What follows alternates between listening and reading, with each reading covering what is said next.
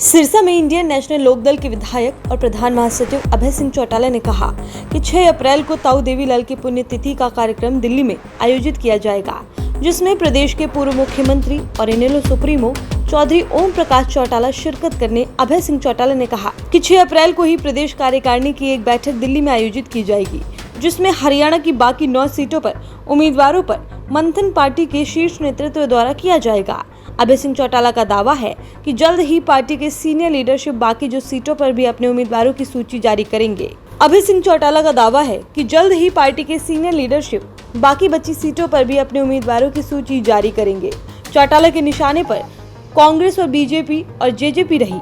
जो लोग Indian national Lokdal party को कहीं बहुत कम आंकते थे, आज उन लोगों के फोन आने शुरू हो गए। अब तो चर्चा का विषय बन गया पूरे प्रदेश में कि इंडियन नेशनल लोकदल पार्टी जो है वो एक अलग तरह का 4 तारीख को जब रिजल्ट आएगा जून को, तो लोगों को तो अचंभा नहीं होगा, लेकिन जो हमारे विरोधी है उनको बहुत तकलीफ होगी।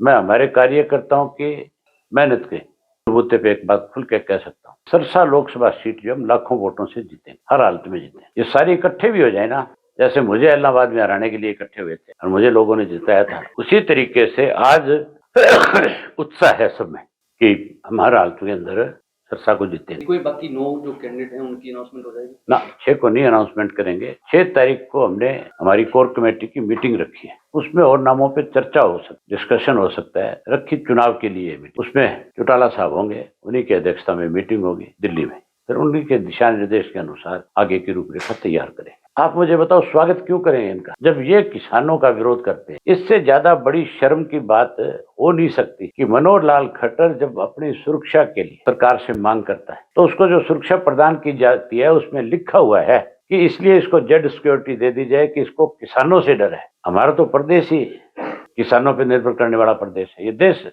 किसानों पर निर्भर करता है। हमारे तो देश का नाम कृषि प्रधान देश है, और वहाँ अगर कोई प्रधानमंत्री रहा हो, वहाँ कोई मुख्यमंत्री रहा हो, वो कोई सिक्योरिटी लेने के लिए और उसके लिए पुलिस डिपार्टमेंट ये लिखे तो फिर उसको हमारे प्रदेश में रहने का अधिकार नहीं है। इसका मतलब सीधा है कि उसने मुख्यमंत्री रहते 9.5 वर्ष किसान कम्युनिटी को सबसे ज्यादा परेशान किया है। अब मौका है, वो किसान इससे बदला लेंगे, इसीलिए इनका जगह जगह विरोध होगा। एक समय ऐसा आ जाएगा चुनाव में कि हर गाँव के अंदर ऐसे किसान आंदोलन में लोग सारे राजनीतिक मतभेद भुला बैठे, उसी तरह बुला करके इनको गांव में बैनर लगा करके गांव से बाहर निकाला। यहाँ पे 75 पार का नारा लगाया, 40 में सिमट गए थे।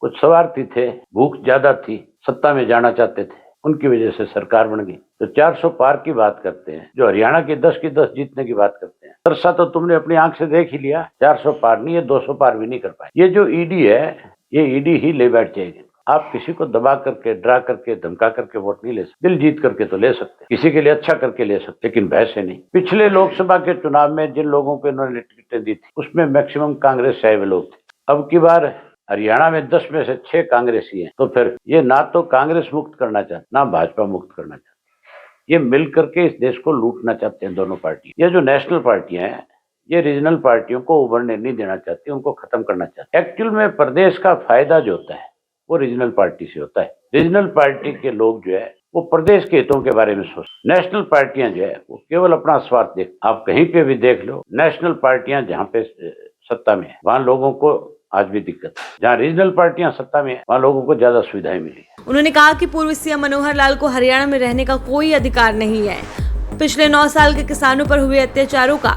बदला अब किसान लेंगे। अब लोकसभा चुनाव के मद्देनजर बीजेपी नेता गांव में प्रचार करने के लिए जाएंगे, तब बीजेपी नेताओं को हरियाणा में विरोध झेलना पड़ेगा।